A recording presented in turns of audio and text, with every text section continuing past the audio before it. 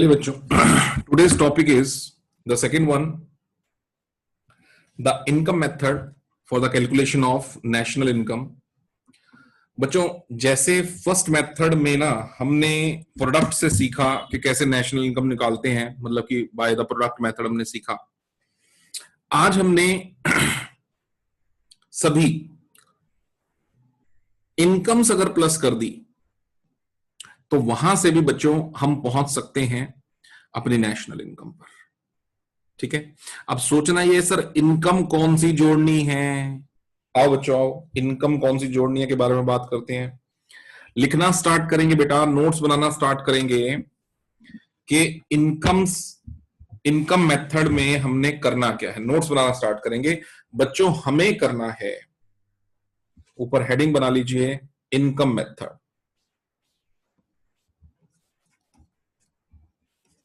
जो मैं लिखवा रहा हूं अच्छे से उसके नोट्स बनाओ, ये मेथड अभी क्लियर हो जाएगा।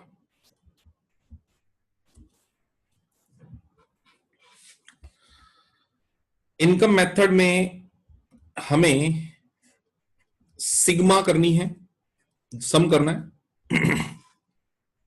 किसका सम करना है सर? बेटा सम करना है सभी फैक्टर इनकम्स का। अब क्वेश्चन है सर, फैक्टर इनकम्स हमें पता ही है, 4 फैक्टर इनकम्स होती हैं, rent, interest, wages and salaries, profit. ठीक है, बिल्कुल सही बच्चों। वैसे तो ये 4 ही होती हैं, लेकिन हम इस टॉपिक में कुछ और भी पढ़ने वाले हैं। आओ पहले इनको लिखते हैं कि फैक्टर इनकम्स का सम जब हमने करना है तो कितनी तरह की फैक्टर इनकम्स को हमें प्लस करना है। हमें प्लस करना है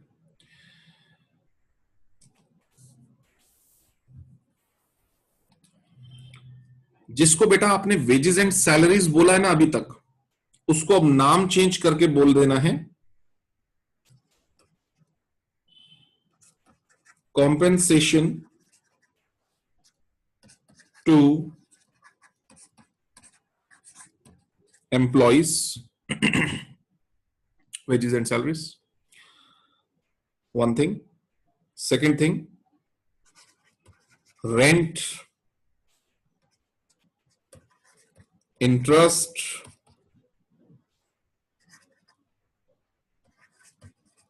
profit। यानी हमें इन चारों का सिग्मा करना है। ये सीख लिया हमने, इन चारों का सिग्मा करना है।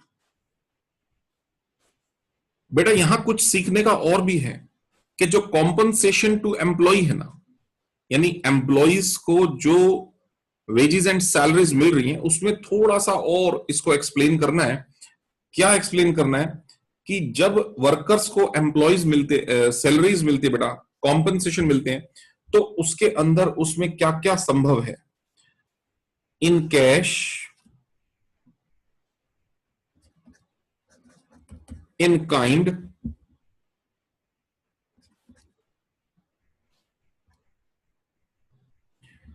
सोशल सिक्योरिटी स्कीम में contribution and pension on retirement. Full form लिख लीजिए बच्चों, इसका नाम लिख लीजिए कंट्रीब्यूशन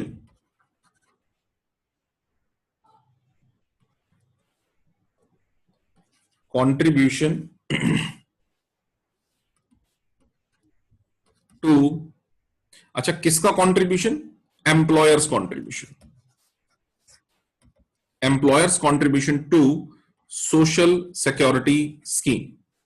ये मैंने और लिख दिया इसमें, employers contribution to social security scheme. और इससे अगले वाले पे बात लिखें, POR जिसको लिखा है बेटा, ये है pension on retirement, pension on retirement.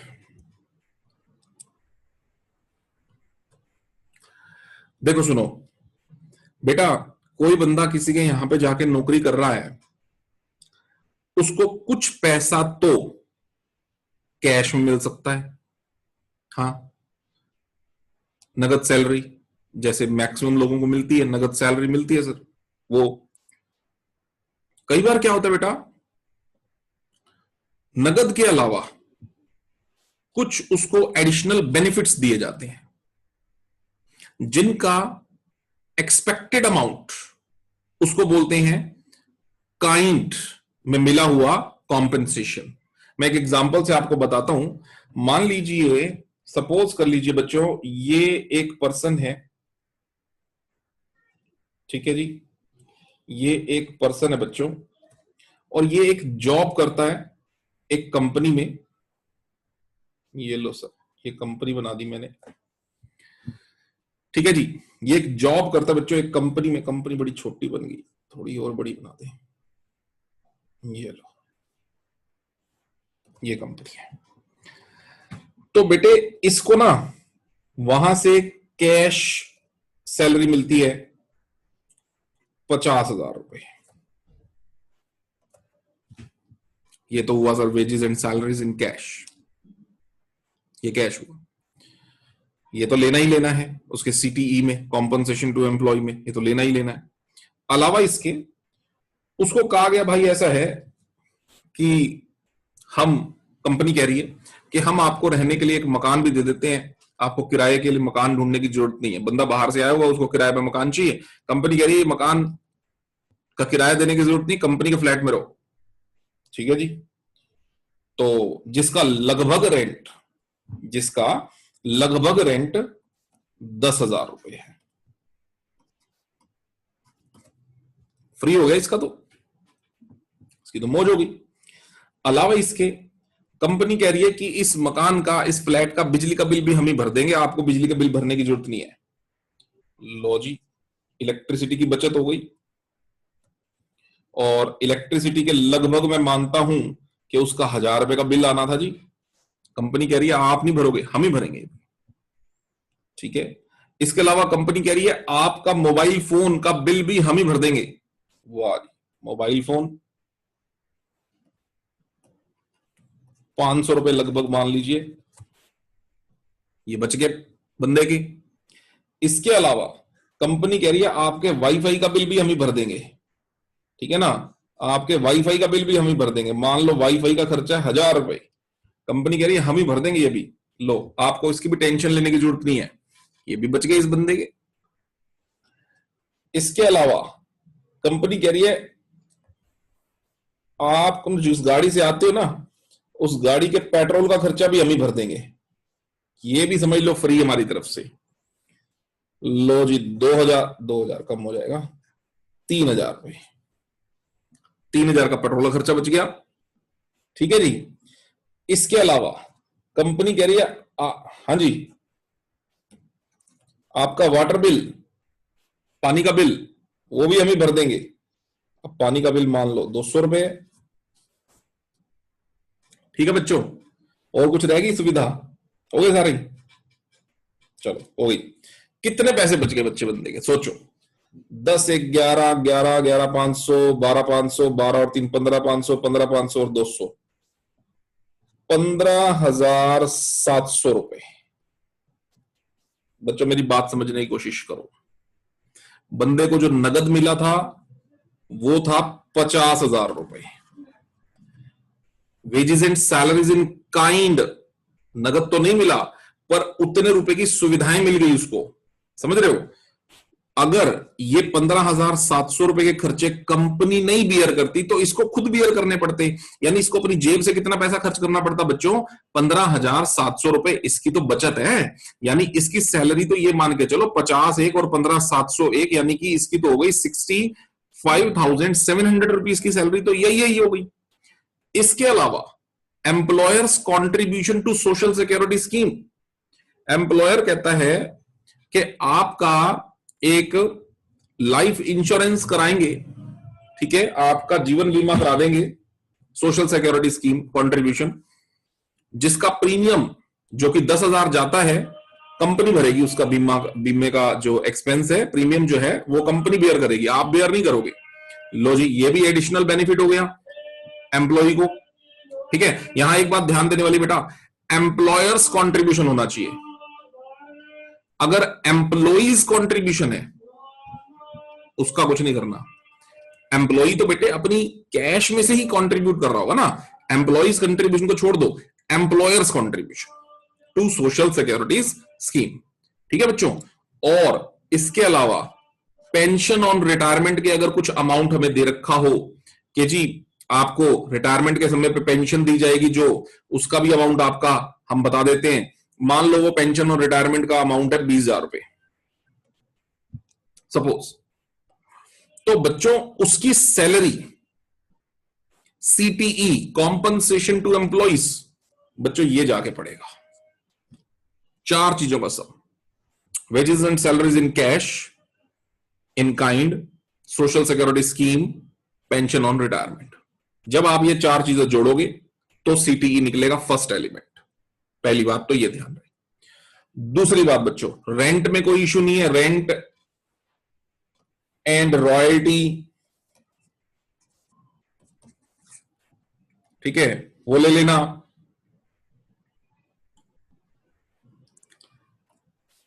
ठीक है, रेंट एंड रॉयल्टी अभी बताता हूं, रेंट एंड रॉयल्टी ले लेना, इंटरेस्ट ले लेना, प्रॉफिट ले लेना, ये सिंपल है। जब हम बात प्रॉफिट की कर रहे हैं उसके क्लासिफिकेशन करेंगे अभी हम, वो भी बताता हूं मैं आपको। असल में प्रॉफिट भी 3 पार्ट में डिविजिबल है, पर इन तीनों का बच्चों ध्यान दीजिए, इन तीनों का अगर एक कंबाइंड नेम हमें कुछ बताना है तो वो होता है, इसका नाम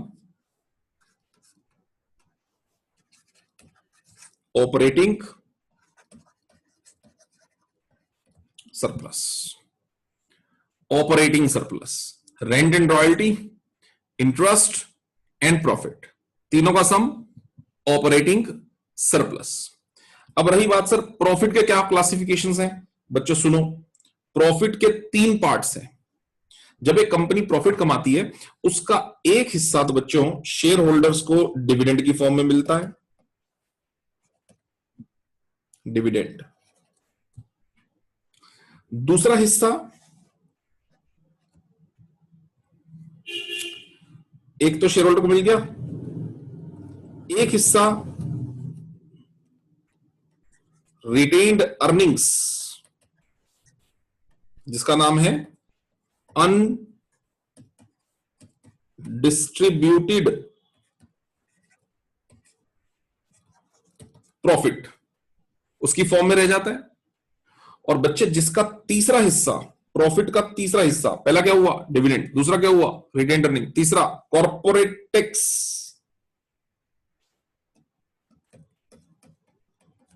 गवर्नमेंट टैक्स लेती है, corporate tax, share holders dividend लेते हैं, डिविडेंड जो बच कुछ जाता है जो रख लेती है कंपनी वो रिटेन्ड अर्निंग्स जिसका नाम है अनडिस्ट्रीब्यूटेड प्रॉफिट्स। ये प्रॉफिट्स के एलिमेंट है। ठीक है बच्चों, ये भी जोड़ना है।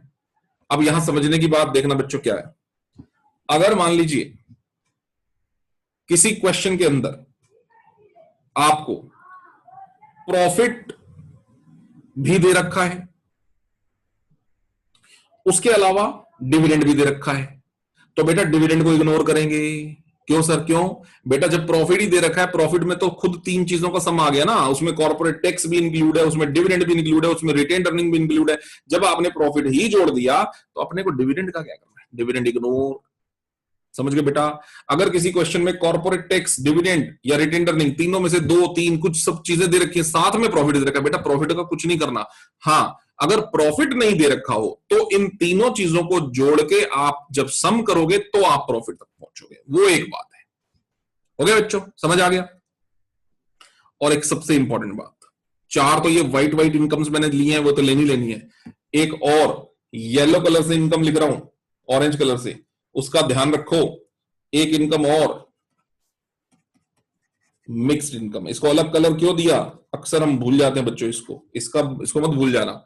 मिक्स्ड इनकम ये क्या होती है सर?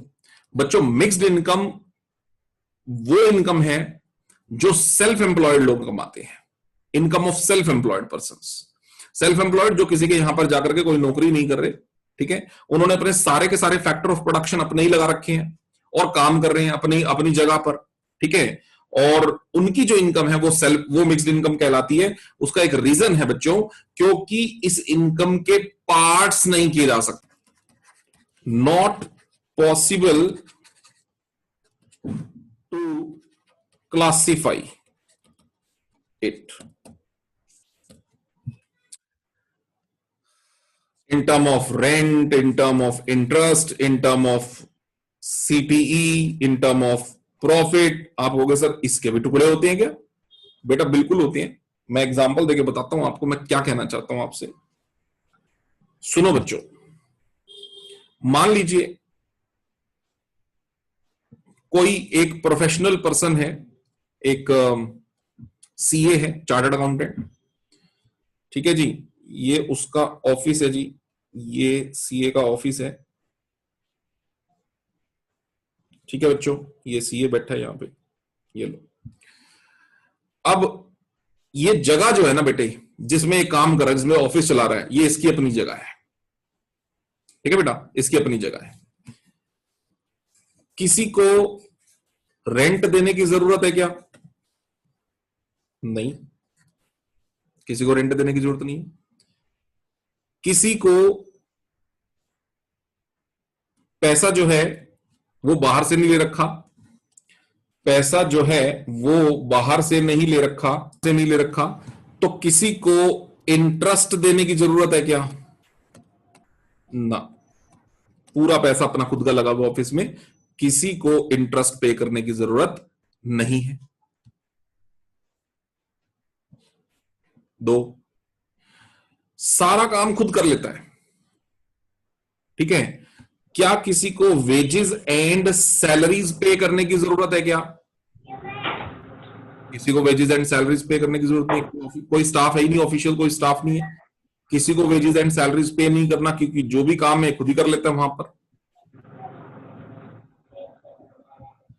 क्या किसी से प्रॉफिट शेयर करने की जरूरत है क्या? प्रॉफिट पूरा का पूरा इसी को बिलोंग करता है भाई, प्रॉफिट पूरा का पूरा इसी को बिलोंग करता है। मेरा आपसे कहने का मतलब है कि इसकी जो ये इनकम है, मेरा आपसे कहने का मतलब है कि इसकी जो ये इनकम है, इसने जितना पैसा कमाया एक साल के अंदर, मान लीजिए इसने एक साल में बच्चों 7 लाख रुपए कमाए, मैं ऐसा बोलता हूं, इसने एक साल में 7 लाख रुपए कमाए। बेटा इसकी इस 7 लाख की इनकम के अंदर रेंट भी शामिल है, इंटरेस्ट भी शामिल है, वेजेस एंड सैलरीज भी शामिल है, और शामिल है इसके 7 लाख के अंदर प्रॉफिट भी शामिल है। क्यों सर, चारों चीजें क्यों शामिल हैं? क्योंकि बच्चे अगर ये ऑफिस किराए पे लेता तो इस 7 लाख में से रेंट पे करना पड़ता, बिल्कुल। अगर पैसा ऑफिशियल एक्सपेंस बेयर करने के लिए कुछ लोन वगैरह लेता, अगर कुछ लोन लेता ऑफिस बनाने के लिए, अपना पैसा नहीं लगाता, तो बेटा इंटरेस्ट भी देना पड़ता उसके ऊपर, बिल्कुल सही। स्टाफ रखता, सारा काम खुद कर रहा है, अगर स्टाफ रखता तो वेजेस एंड सैलरीज भी पे करने पड़ सकते थे, पढ़ कह सकते थे, पे करने पड़ते। और कहने का मतलब है ये सारी की सारी इनकम्स इसने प्रॉफिट भी शेयर करना पड़ सकता, यानी ये सब इसको पे करना पड़ता। लेकिन इसकी इस इनकम में जो इसने 7 लाख कमाया, इसने कोई भी इनकम किसी से शेयर नहीं करनी यहां से। तो बच्चों इसकी 7 लाख की जो इनकम है, ये किस तरह की इनकम है? मिक्स्ड इनकम, क्योंकि इसमें से डिवीजन पॉसिबल ही नहीं है। अंदाजा लगाना नामुमकिन है कि किराया कितना, इंटरेस्ट की वजह से कितना पैसा कमाया, वेजेस एंड सैलरीज की वजह से जो इसने खुद मेहनत करी, उसकी वेजेस, स्टाफ को बचाया, उसकी वेजेस एंड सैलरीज के कितने पैसे हैं, और इसको रिवॉर्ड प्रॉफिट का कितना मिला है। आप इसके 7 लाख के ये 4 टुकड़े नहीं कर सकते। मेरी बात समझ गए बच्चों? हालांकि इसके 7 लाख रुपए इन चारों चीजों का सम ही है, पर इस तरह की इनकम मिक्स्ड इनकम कहलाती है। दोबारा बता रहा हूं, सेल्फ एम्प्लॉयड बंदा होना चाहिए और फैक्टर ऑफ प्रोडक्शन उसके अपने लगे हुए होने चाहिए। ऐसे इंसान की इनकम जो होती है वो मिक्स्ड इनकम होती है। ऐसा नहीं कि कोई बंदा है उसने अपना ऑफिस खोला हुआ है, ऑफिस किराए पे, लोन भी ले रखा है उसने, स्टाफ भी रखा हुआ है, ऐसे बंदा तो अपनी इनकम को क्लासीफाई कर सकता है कि मैंने टोटल इनकम कमाई, उसके रेंट इतना देना है मुझे, उसका इतना इंटरेस्ट देना, उसका इतना जो है सीटीई देना है, बाकी जो बच गया वो मेरा प्रॉफिट है। ऐसे बंदे की इनकम को मिक्स्ड इनकम नहीं कह रहे बेटा, उसके फैक्टर ऑफ प्रोडक्शन अपने होने चाहिए। ऐसी इनकम मिक्स्ड इनकम है, क्योंकि वो मिक्सअप है। ये 7 लाख रुपए असल में मिक्स्ड इसलिए है क्योंकि मिक्सअप है चारों तरह की इनकम्स का। अच्छा जी, अब बच्चों अगर मैं इन चारों व्हाइट और ऑरेंज, ये मिक्स्ड इनकम, इन सबको जोड़ दूं तो बेटा फैक्टर इनकम निकलेगी, फैक्टर इनकम का सम निकलेगा, एग्जैक्टली फैक्टर इनकम का सम निकलेगा। बच्चों ये सिग्मा फैक्टर इनकम आपको कहां तक पहुंचाएगी पता है आपको? नेट, क्योंकि ग्रॉस का तो सवाल ही पैदा नहीं होता बेटा, कोई डेप्रिसिएशन नाम की तो टर्म है नहीं यहां पर, इसलिए नेट। डोमेस्टिक वाईडी, वाईडी क्यों डी? क्योंकि डोमेस्टिक टेरिटरी में अर्नड है, बाय नॉर्मल रेजिडेंट नहीं है। ये सारी इनकम्स की जो कैलकुलेशन कर रहे हैं ये डोमेस्टिक टेरिटरी में, so it's D. N D, P तो लगना ही है, एनडीपी, ठीक है बच्चों, एनडीपी। और क्योंकि इनकम्स हैं, क्योंकि फैक्टर ऑफ प्रोडक्शन है, इसलिए एफसी, फैक्टर कॉस्ट, बिकॉज हम जोड़ ही क्या रहे हैं, फैक्टर कॉस्टिंग ही तो जोड़ रहे हैं, factor cost. NDP at FC, जिसको आप बोलते क्या हो, इसको आप क्या बोलते हो बच्चों?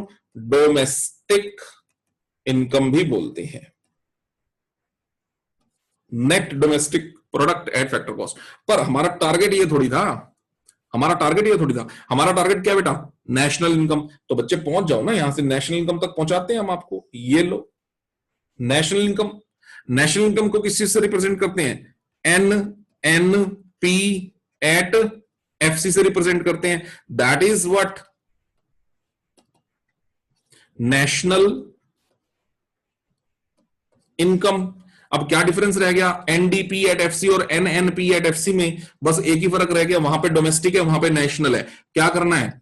एन से एन है, सही है, डी से एन है, डोमेस्टिक से नेशनल जाना है। डोमेस्टिक से नेशनल जाने के लिए मुझे क्या करना पड़ेगा? Net factor income from abroad, NFYA को प्लस करना पड़ेगा, तभी डोमेस्टिक से नेशनल जाते हैं। यानी कि यहां पर अगर हम प्लस कर दें, प्लस NFYA,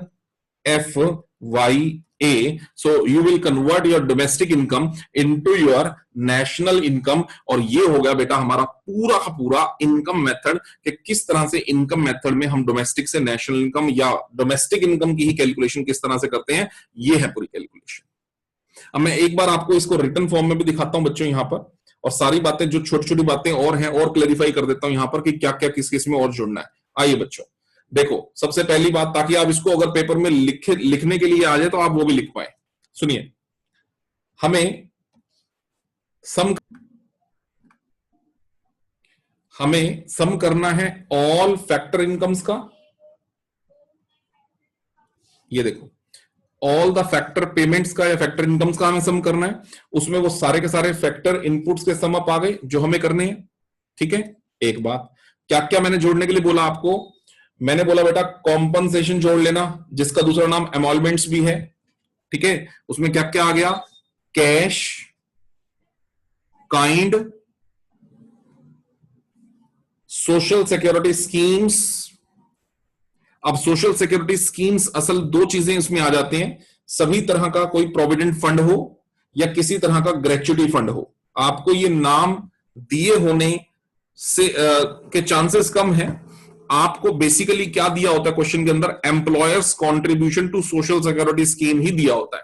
बट फिर भी अगर इसको क्लासिफाई करें employers contribution to social security scheme, तो एम्प्लॉयर का contribution toward the provident fund, ये एम्प्लॉयर्स ने जो पैसे डाले हैं पीएफ में, देखो जो एम्प्लॉय ने डाले हैं पीएफ में, वो तो एम्प्लॉय ने अपने कैश में से ही डाले हैं, वो तो हमने ऑलरेडी जोड़ रखे हैं, क्योंकि उसको जो कैश मिला था, अगर एम्प्लॉय ने पीएफ में डाले हैं तो कैश में से डाले, पर अगर एम्प्लॉयर ने पीएफ में डाले हैं तो बेटा कैश के अलावा डाले। तो पीएफ में एम्प्लॉयर ने कंट्रीब्यूशन किया हो या ग्रेच्युटी फंड में एम्प्लॉयर ने कंट्रीब्यूशन किया हो, वो लेना है। और पीओआर यानी पेंशन ऑन रिटायरमेंट, जो मैंने भी समझाई थी, वो लेनी है। योगी तुम्हारी बात का जवाब आ गया होगा। ये दो चीजें सोशल सिक्योरिटी स्कीम में कंट्रीब्यूट की जाती हैं, एक पीएफ और एक ग्रेच्युटी फंड। इंपॉर्टेंट ये नहीं है कि इसके कंटेंट क्या है, इंपॉर्टेंट ये और ज्यादा है कि एम्प्लॉयर द्वारा होनी चाहिए।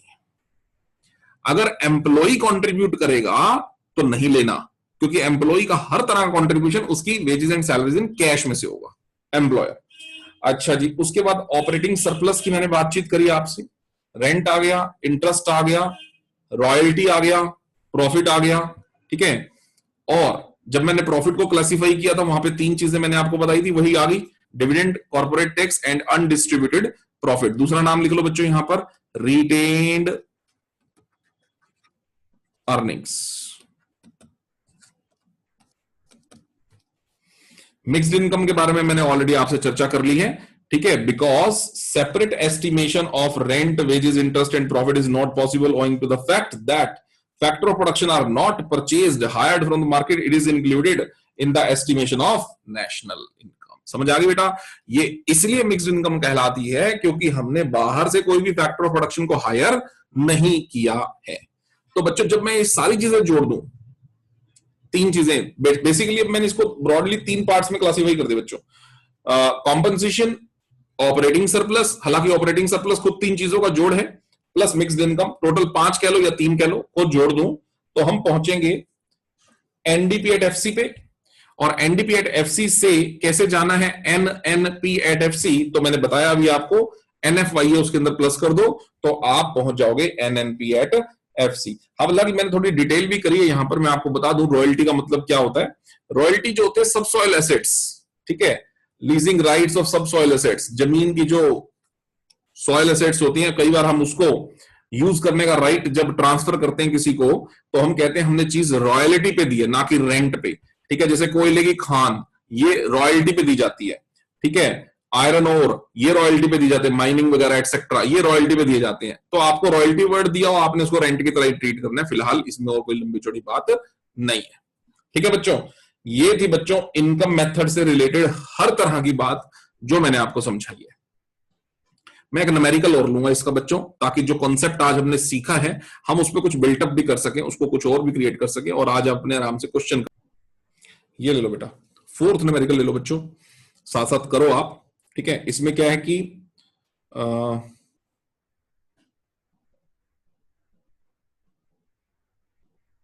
वैल्यू ऑफ आउटपुट निकालना है आपको,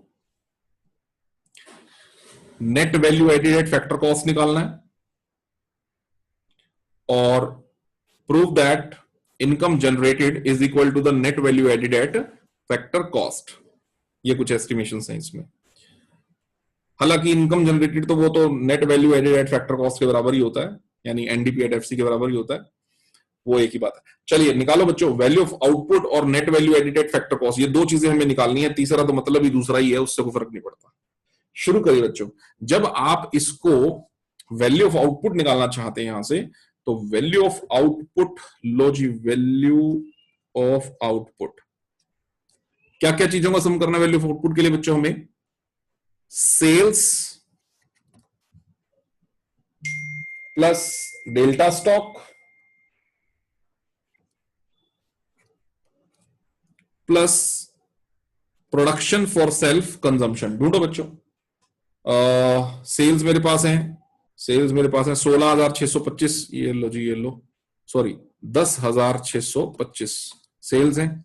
उसके बाद मेरे पास है increase in unsold stock, delta stock बच्चों 600 रुपए, 600 रुपए का अनसोल्ड स्टॉक, डेल्टा स्टॉक आ गया, 600 आ गया। और परचेज ऑफ रॉ मटेरियल कुछ करना नहीं, बस प्रोडक्शन फॉर सेल्फ कंजम्पशन है ही नहीं, बस हो गया फिर बेटे। ये तो काम, इन दोनों का सम कर दो, ये आपका ये 0 है।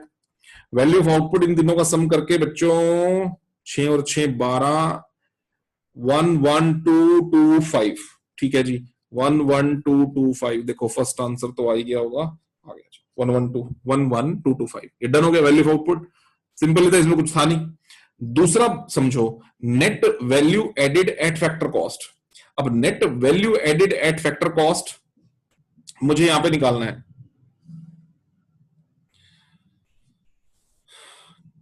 Net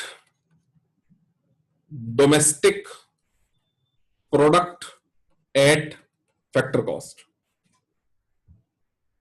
net value added at factor cost ढूंढो बच्चों। अब यहां से इसको जोड़ना शुरू करो, हमें पता है कि हमने क्या क्या जोड़ना है इसके अंदर, और खास तौर पे उसमें जिसमें ऑपरेटिंग सरप्लस आपको पहले से ही गिवन है। ये देखो, ये ऑपरेटिंग सरप्लस आपको पहले से ही गिवन है, तो बेटा एक तो ऑपरेटिंग सरप्लस ही ले लो सीधा सीधा 3740 का, प्लस में उसके अंदर तो जोड़ना ही कुछ नहीं होता, सिर्फ वेजेस एंड सैलरीज सीटीई तो मेरे पास इन कैश दे रखा है 3460 रुपए, काइंड नहीं है, सोशल सिक्योरिटी स्कीम कंट्रीब्यूशन भी नहीं है, पेंशन ऑन रिटायरमेंट भी नहीं है, पर मेरे पास मिक्स्ड इनकम है। ठीक है बच्चों, तो शुरू करो बच्चों जोड़ना। एक तो मैंने ऑपरेटिंग सरप्लस ले लिया, प्लस साथ में मैंने इसके अंदर मिक्स्ड इनकम ले ली 100 रुपए की, प्लस साथ में मैंने वेजेस एंड सैलरीज ले लिए 3460 के।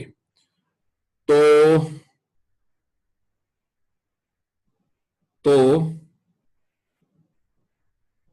सम करो बच्चों, कितना हो गया ये? 0, 6 और 4, 1, 8, 1, 9 और 4, 13, 73। बच्चों कहां पहुंच गया मैं? वहीं जहां पहुंचना था, NDP एट FC, यही तो निकालना था। देखो टोटल 5 एलिमेंट बच्चों यहां पर जोड़ने थे मुझे। 5 एलिमेंट में से तो 2 तो एलिमेंट ही नहीं है, ठीक है ना। ऑपरेटिंग सरप्लस मेरे पास आ गया, मिक्स्ड इनकम मेरे पास आ गई, वेजेस एंड सैलरीज आ गया। वेजेस एंड सैलरीज ये कैश है, ये कैश है। क्या नहीं है मेरे पास, क्या एब्सेंट है? काइंड नहीं था, छोड़ दो, ये टोटल ही है बस। यही वेजेस एंड सैलरीज है, यही कैश काइंड स्कीम वगैरह का सबका सम यही है। यानी इसको आप 3460 3460 को आप कॉम्पनसेशन टू एम्प्लॉई बोल दो, सीधा चल जाएगा बस काम। ठीक है, तो 7300 आपके पास ये आ गया। अब दूसरा उसने क्या बोला? Prove that income generated is equal to net value added at factor cost. हाँ यस, यही इनकम जनरेटेड, आप चेक कर सकते हो, यही इनकम जनरेटेड है और यही net value added at factor cost है, कोई फर्क नहीं है। ठीक है ना, तो ये तो दोनों आंसर हमसे सेम ही डिमांड उसने करे थे। ये है बच्चों, और इसी तरीके से आपके बाकी के न्यूमेरिकल्स भी आप इसमें कर सकते हो। जितने